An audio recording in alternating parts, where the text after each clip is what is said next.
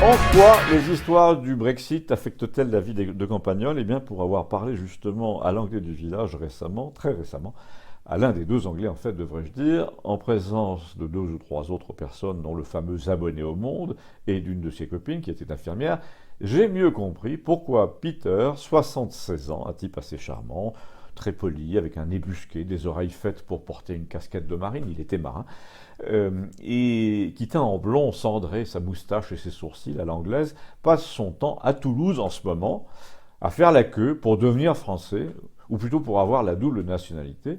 Et il nous a dit qu'il y avait un proverbe anglais qui disait qu'on préférait mourir chez soi qu'être malade chez les autres, mais que lui c'était le contraire parce que les hôpitaux anglais étaient épouvantables. Et c'est là que la copine de l'abonné au Monde, qui était là, a voulu nous placer sa tartine sur le secteur public. C'est là qu'elle a dit que le secteur hospitalier anglais était sinistré à cause de la loi du marché. Mais notre Peter ne s'est pas laissé faire. Il a dit que ça n'avait rien à voir. Il a dit que c'était l'immigration qui avait inondé le secteur de la santé en Angleterre et que c'est l'immigration qui aura raison d'une autre parce qu'on ne peut pas soigner gratuitement des gens qui arrivent par milliers avec le sida, par exemple, sans faire plonger gravement la qualité des soins et le budget général. L'infirmière a haussé les yeux au ciel, elle a dit n'importe quoi, n'importe quoi. L'autre a insisté et a dit que 80% des cas de sida hétérosexuels dépistés venaient de l'étranger, il n'y pouvait rien. Évidemment, l'abonné au Monde et sa copine infirmière à Montpellier n'étaient pas d'accord là non plus. On sentait qu'ils allaient fouiller dans leur répertoire à la recherche d'un numéro vert. Un type qui passait à dire à l'anglais pas faire attention parce qu'ils étaient moulés à la louche par Macron. Du coup, on a parlé du Brexit. Le pauvre Peter nous a raconté de même qu'en Angleterre, il valait mieux venir du Sri Lanka ou du Pakistan pour être soigné. De même, en France, il valait mieux venir d'un pays non européen pour obtenir sa nationalité parce que lui, il n'en pouvait plus de ce qu'il subissait à la préfecture de Toulouse toutes les semaines. D'ailleurs, il était inscrit sur un site Facebook qui recensait les astuces toulousaines pour gagner du temps. Lui, ça faisait plus de 2 ans quand même qu'on lui réclamait des extraits de naissance en anglais avec traduction certifiée. Parfois les documents étaient égarés, parfois le tampon était légèrement sorti de la feuille, parfois la photo n'était pas conforme. Il finissait par se dire qu'il allait s'enchaîner aux grilles de la préfecture. J'ai oublié de dire que son site Facebook là recensait les obstacles à la naturalisation pour les Anglais à Toulouse et à Toulouse seulement. En plus, les gens, même ceux du village, croyaient que c'était pour des raisons économiques qu'ils faisaient la demande, mais pas du tout, c'est bel et bien pour des raisons uniquement médicales. L'abonné au Monde qui l'avait lu dans le journal a fait allusion aux tracasseries douanières du Brexit, d'un air de dire voilà ce que c'est de mal voter, on ne mesure pas les conséquences. Mais il lui a répondu tout aussi vertement, l'anglais, premièrement, je rentre plus en Angleterre, jamais, parce que je ne peux plus supporter ce pays dont les habitants ne sont plus ceux de mon enfance, et c'est pas parce que ceux de mon enfance sont morts ou partis, c'est parce qu'ils rasent les murs. Deuxièmement, quand je prenais encore l'avion 3 fois par an, on passait l'après-midi avec ma femme à vider nos valises dans 3 ou 4 récipients différents. Des récipients que nous perdions de vue, évidemment, qui circulaient sur des tapis roulants à côté des voyageurs déjà contrôlés, donc n'importe qui pouvait se servir au passage. Ensuite, il fallait être fouillé au corps avec passage d'une matraque magnétique jusque sur le bouton de ton blue jean. Ensuite, ce qui me rend furieux, nous disait-il encore, c'est qu'il me traite, moi, comme un terroriste avec la figure que j'ai. Alors là, l'abonné au Monde l'a interrompu, a demandé pourquoi. Il y a des figures de terroristes, et l'anglais lui a répondu « Vous voulez qu'on organise un sondage? Vous voulez qu'on sorte toutes les coupures de presse depuis 40 ans? On verra ensemble qu'il n'y a pas tellement de terroristes qui ont mon genre de beauté. Dans le cas contraire, a-t-il ajouté, je suis prêt à subir un double contrôle aux frontières. » En fait, a dit l'abonné au Monde, vous ne voulez pas voir l'évidence. Le Brexit était une connerie. Et vous, a répondu l'autre, vous ne voulez pas admettre que le Brexit est entièrement dû à ce que les gens ont vu des résultats de l'immigration dans le pays, ils ont voté contre ça, contre ce qu'ils ont vu. Et moi aussi, je vote, mais avec mes pieds. Je m'installe ici, où la population est homogène. C'est mon droit, non? Il a conclu, comme chaque fois qu'il était assez fâché, « You got it !» J'ai proposé aussitôt à Peter de l'inviter à dîner avec Gustave, qu'il connaît bien. Gustave est son pourvoyeur de livres en anglais, car les Anglais sont très nombreux autour de chez nous, donc il y a une sorte de bourse d'échange de livres. Il faut dire que Peter lit beaucoup, parce qu'il habite une maison exposée au vent, et que sa parabole satellite tourne tout le temps. Mais je vous raconterai ça quand nous aurons dîné avec cet Anglais. Abonnez-vous. Merci. En campagne, on est frappé par le nombre d'hommes notamment, qui fréquentent les magasins de bricolage à la ville voisine, ou parfois les magasins de pièces détachées pour automobiles, le nombre de non-professionnels, j'entends. Hein. Et la première chose qu'on se dit, c'est qu'ils cherchent à faire des économies. C'est évident et c'est légitime parce que les économies sont substantielles et que les gens n'ont plus d'argent. Sur la nature et sur l'importance des économies, j'ai gardé un exemple sous le coude, un exemple glané récemment en banlieue parisienne. C'est bonjour monsieur, le monsieur représente une grande enseigne de réparation rapide et je l'appelais au téléphone. Est-ce que vous pouvez me dire combien me coûterait chez vous une vidange filtre à huile pour une Ford Focus? Le type consulte son catalogue et vous dit 186 €. Bon, alors là, vous discutez même pas. Vous allez voir tout de suite une enseigne pour pauvres juste à côté qui vous dit vous achetez l'huile et le filtre dans la boutique, ensuite c'est 32 €. Donc, en gros, les 2/3 de moins. En campagne, ils sautent carrément l'étape de la deuxième enseigne, ils le font eux-mêmes, ils commandent leur filtre sur Amazon, c'est donc un quart du prix. Et le souci de l'économie est donc une partie de l'explication. Les hommes rôdent dans les magasins de bricolage parce que les artisans sont trop chers. Mais quelle est l'autre partie de l'explication? Eh bien, le bricolage et toutes les choses que l'on fait soi-même en exerçant sa mémoire, son imagination, parfois sa force physique, sont un dérivatif puissant de l'agressivité naturelle et sociale qui est principalement masculine. Ça soulage l'anxiété, ça oblige l'esprit à se mobiliser sur autre chose que le moyen de nuire à son voisin ou de le défier. Ça empêche les hypocondriaques de s'ausculter sans cesse. Donc on pourrait dire que la carte de fidélité chez Bricorama devrait être remboursée par la Sécu, sauf qu'il y a quelques observations récentes assez alarmantes. C'est par exemple qu'à supposer que j'ai raison, et j'ai tendance à croire que j'ai raison, on m'en voudra pas, toute l'évolution de la technique automobile, de la technique informatique, et même de la technique de l'outillage, et de la menuiserie et du carrelage va vers le moindre effort. Le tout déjà fait, le tout en kit, le déjà prêt. Et surtout l'inviolable, le scellé, le prêt à l'emploi, le prêt à être remplacé, le garanti annulé si vous touchez à ça. Donc finalement, vous ne touchez plus à rien. Enfin, et c'est là une autre observation, vous ne touchez à rien dans une certaine génération, nous dirons autour de 30 ans, parce que dans cette génération, vous avez été élevé dans un monde presse-bouton, même en campagne, même en milieu populaire, et que quand vous avez 30 ans, aujourd'hui, vous êtes bien plus enclin que par le passé à dire « laisse tomber, je ne vais pas plonger sous le capot ». La chose est particulièrement spectaculaire pour ce qui concerne l'informatique. Il y a 15 ans encore, les jeunes hommes de 17 ou 18 ans allaient acheter carte mère, composants, disques durs, ils vissaient tout eux-mêmes, ils trafiquaient le refroidissement et la vitesse du processeur. Eh bien aujourd'hui, les 2/3 d'entre eux veulent acheter une machine fermée sur laquelle ils n'interviendront pas, mais qui leur permet de jouer. Eh bien, de jouer à quoi? C'est là qu'on a le droit d'avoir des soupçons quant aux conséquences de tout ça sur la vie sociale. Eh bien, de jouer à affronter autrui, à défier sans cesse, non la technique, non la matière, mais l'adversaire.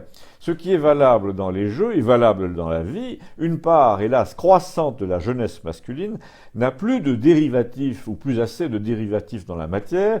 Même les scooters sont fermés. On voit pas où sont les bougies ou ni le carburateur. Les cartes électroniques sont noyées dans de la résine. L'électronique d'ailleurs envahit toutes les voitures et il faut pratiquement présenter une carte magnétique pour les opérations les plus importantes. La revue technique, qui était autrefois la bible du réparateur de campagne, devient un truc qu'on trouve uniquement chez les bouquinistes. Le nôtre, Gustave, les achète d'ailleurs systématiquement dans les ventes parce qu'il sait que sa clientèle, les propriétaires de 306 par exemple, en raffolent. Donc, conclusion, eh ben non, on ne va pas tout ramener aux gilets jaunes tout le temps, mais on peut quand même dire que dans le rejet d'une certaine société qu'on veut nous imposer, les gens ont très bien intégré ce que je viens de vous dire, quand on n'a plus aucune initiative, quand on gagne juste de quoi manger, quand ce qu'on achète est déjà tout prêt, uniformisé, obsolète tout de suite, remplaçable sans être réparé, on est de plus en plus conscient qu'on devient soi-même remplaçable sans être réparé et qu'il y a un lien entre cette angoisse et la violence. Alors vous allez me dire, c'est ça votre conclusion? Ma conclusion, c'est que plus on garde la faculté d'organiser la matière, l'espace, le fonctionnement des choses autour de soi avec ses propres moyens, moins on a envie d'agresser autrui pour se définir.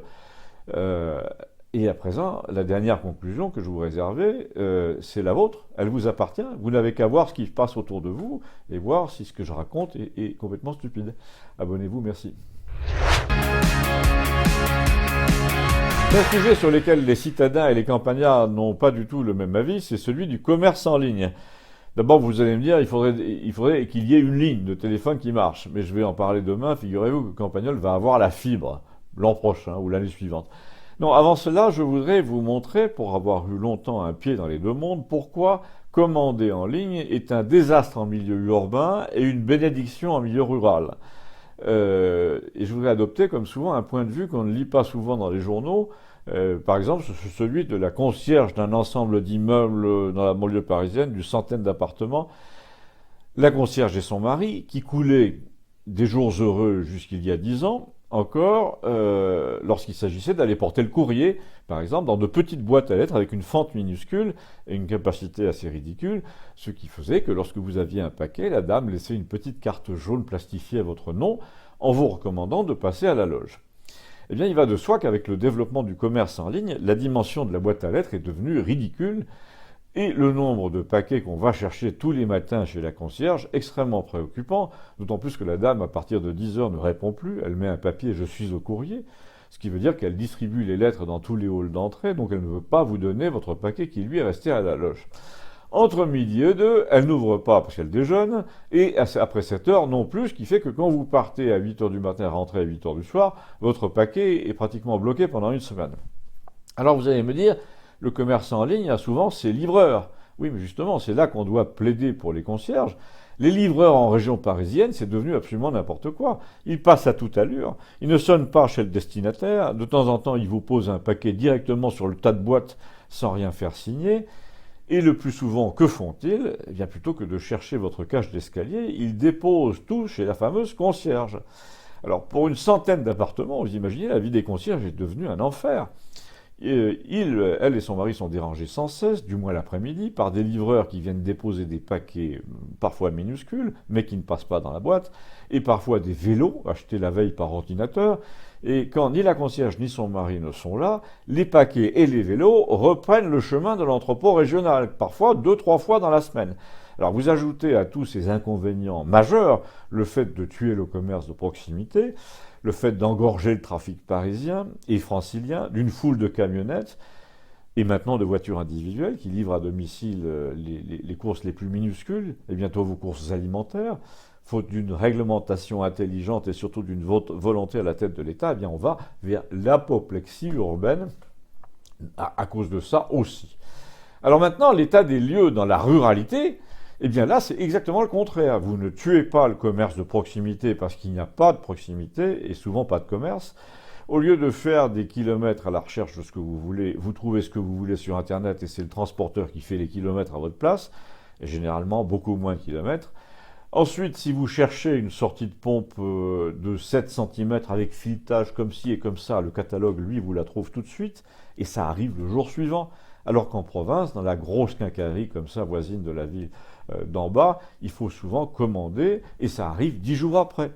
Enfin, chose appréciable, quand on n'a pas trop de moyens, et comme en témoigne la France des Gilets jaunes, c'est le cas dans la ruralité, on n'a pas trop de moyens, on trouve par Internet des ustensiles 3 fois moins chers qu'on ne les paierait dans une boutique. Donc le commerce en ligne, pour les ruraux, est en train de devenir un véritable poumon, alors que parallèlement, il asphyxie les villes. Mais il reste un problème aux ruraux, c'est le caractère très vague de leurs adresses postales, le fait qu'il n'y ait pas de numéro. Et le transporteur perd parfois un temps fou. Alors il y a à ce moment-là la concierge locale, si on ose dire, qui commence à s'énerver aussi. C'est le café tabac du coin qui finit par recevoir les paquets de tout le pays. Le patron du café de Campagnol est un peu inquiet parce qu'au train où vont les choses, il va devoir ouvrir un local pour recevoir ce qui arrive, puis devenir probablement point relais officiel, c'est-à-dire attirer désormais une nouvelle clientèle et donc doubler le temps qu'il va consacrer à tout ça au détriment de sa vraie clientèle, l'hôtel-restaurant. Il m'a dit, en gros, ce commerce en ligne, c'est comme le gui qui s'accroche aux arbres malades, il en profite sans les tuer, sans quoi il va mourir lui-même. Mais tu peux en dire autant des gouvernements. Et il est reparti servir un client, mais il m'a fait réfléchir au rapport entre le commerce, la fiscalité et le parasitisme. Et je me suis demandé s'il n'était pas temps de traiter la forêt contre le gui. à tous égards, fiscalement aussi. Abonnez-vous, merci. Donc, Campagnol vient d'apprendre que la pose de la fibre était imminente dans le pays, qui est un très vaste pays, je veux dire une commune où la distance entre les hameaux et le chef-lieu est parfois de 15 km, avec des vallons et des rivières. Donc quand on a appris ça au début, on s'est dit « Ouh, ces malheureuses fermes lointaines au fond du vallon, c'est pas demain la veille qu'elles auront la fibre. » Eh bien, si, nous avions tort, car les élus locaux ont eu un réflexe inverse.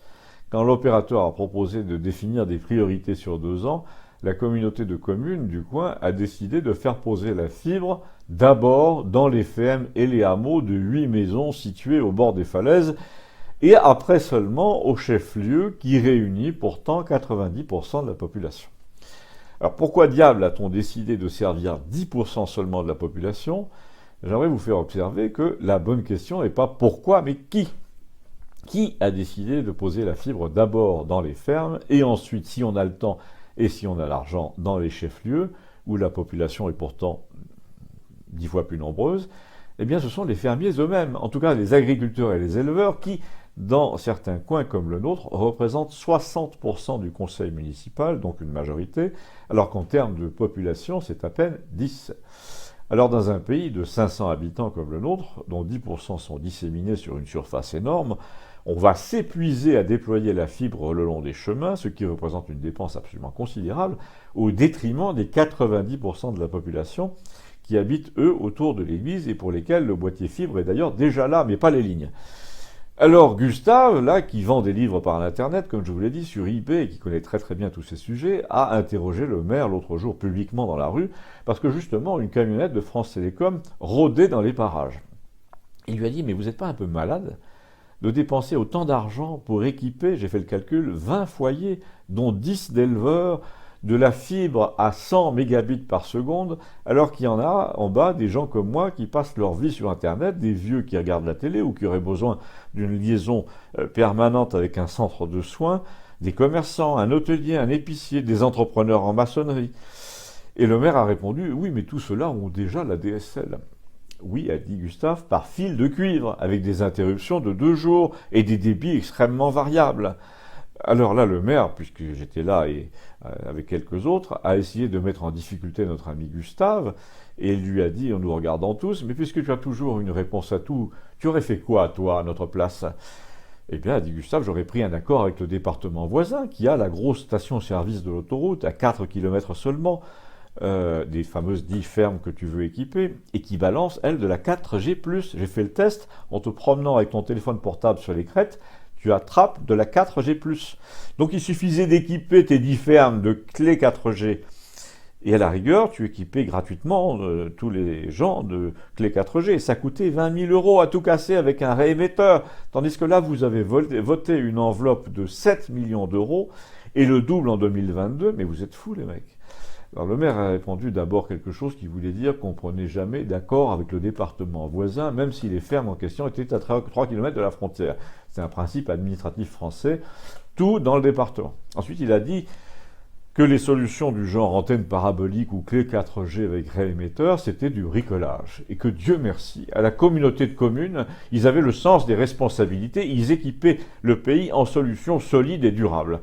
Alors là, Gustave était au bord de la colère, il lui a dit « Mais mon pauvre gars, la gestion locale, c'est du bricolage par nature.